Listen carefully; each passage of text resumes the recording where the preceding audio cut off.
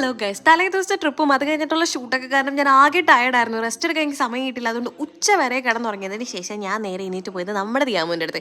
ഇവളാണ് എൻ്റെ ദിയാമു, എൻ്റെ സ്കൂൾ ഫ്രണ്ടാണ്, എൻ്റെ സീനിയർ ആയിരുന്നു. ആക്ച്വലി റാഗ് ചെയ്ത് കമ്പനി ആയതാണ് ഞങ്ങൾ. ഇവിടെ ബാംഗ്ലൂരിൽ നഴ്സിങ്ങിന് പഠിക്കുമായിരുന്നു. അപ്പോൾ കണക്ഷൻ്റെ ചെറിയൊരു വ്യത്യാസങ്ങൾ ഉണ്ടായിരുന്നു. ഞങ്ങൾ തമ്മിൽ ചെറിയൊരു ഗ്യാപ്പൊക്കെ വന്നായിരുന്നു. അതിനുശേഷം ഇപ്പോൾ അവൾ നാട്ടിൽ വന്നു.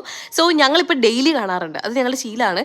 അങ്ങനെ അവളുടെ വീട്ടിൽ പോയിട്ട് ഇങ്ങനെ കഥയൊക്കെ പറഞ്ഞ് ഇങ്ങനെ ചായയൊക്കെ കുടിച്ചതിന് ശേഷം ഞാനിപ്പോൾ വന്നേക്കുന്നത് നമ്മുടെ തറവാട്ടിലാണ്. നമ്മുടെ തറവാട് എന്ന് പറഞ്ഞാൽ എൻ്റെ അമ്മയുടെ തറവാടാണ്. അതായത് എൻ്റെ അപ്പാപ്പൻ്റെ വീട്ടിലാണ് ഞാനിപ്പോൾ വന്നേക്കുന്നത്.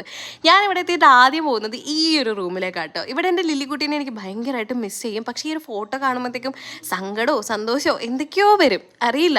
ഭയങ്കര മിസ്സിങ് ആണ് ആളെ ഞങ്ങൾ വിട്ടിട്ട് പോയിട്ട് ഒരു 7 മന്ത്സോളമായി.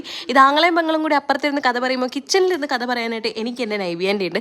എൻ്റെ നൈബിയാൻ്റെ ആയിട്ടുള്ള ഒരു വ്ളോഗ് ഞാൻ പ്രത്യേകം ഇറക്കുന്നതായിരിക്കും. ആൻറ്റി എന്ന് എങ്ങനെയോ സ്ഥാനം കൊണ്ട് വിളിച്ചു പോകുന്നതാണ്. ഞങ്ങൾ തമ്മിൽ എടോ പൊടോ ബന്ധമാണ്. സോ ഞങ്ങൾ നേരെ ചെന്നപ്പോഴത്തേക്കും ആൻറ്റി നമ്മൾക്ക് ഇഡ്ഡലിയും സാമ്പാറൊക്കെ ഇട്ടുതന്നു. അതൊക്കെ ഞങ്ങൾ സൂപ്പറായിട്ട് കഴിച്ചതിന് ശേഷം ആൻറ്റിക്ക് ബൊക്കയുടെയൊക്കെ ബിസിനസ് ആട്ടോ. ആൻറ്റിയുടെ വെയർ ഹൗസിൽ ഇറങ്ങി ഇങ്ങനെ ചകഞ്ഞ് നോക്കലിൻ്റെ സ്ഥിരം ഒരു ഏർപ്പാടാണ്. അങ്ങനെ അവിടെയൊക്കെ ചകഞ്ഞ് നേരെ വീട്ടിലേക്ക് വന്നപ്പോഴത്തേക്കും ചേട്ടൻ കാറൊക്കെ കഴുകിയിടുമായിരുന്നു. അത് കഴിഞ്ഞ് ഇന്നലെ നെഞ്ചുവേനയാണ് ഞാനിപ്പോൾ ചത്തുപോകുമെന്ന് പറഞ്ഞ അമ്മ നേരെ ടൈലൊക്കെ കഴുകാൻ വേണ്ടിയിട്ട് ഇങ്ങനെ ഇറങ്ങി. അപ്പോൾ അതൊക്കെ കണ്ട് ഞാനിങ്ങനെ നിന്നു. നല്ല ചീത്തയൊക്കെ പറഞ്ഞതിന് ശേഷം ഞാൻ നേരെ ടർഫിൽ വന്ന് കളിക്കാൻ വന്നു. ക്രിക്കറ്റ് കളിക്കാനാണ് വന്നത്. പക്ഷേ ഞങ്ങൾ സൈഡിൽ കൂടി ഇങ്ങനെ ഫുട്ബോൾ തട്ടി കളിക്കണമായിരുന്നു. ഇവന്മാർക്ക് എന്നെ കിട്ടിക്കഴിഞ്ഞ് കഴിഞ്ഞാൽ എന്തോ മറ്റേ പൊട്ടൻ്റെ കയ്യിൽ ബിസ്ക്കറ്റ് ഇട്ട പോലെ എന്തൊക്കെയോ ഇവന്മാർ എന്നിട്ട് അങ്ങോട്ടും ഇങ്ങോട്ടും ഓടിക്കലൊരു ഹരാട്ടോ. അങ്ങനെ ഇന്നത്തെ ദിവസം ഇങ്ങനെ കഴിഞ്ഞ് കിട്ടി.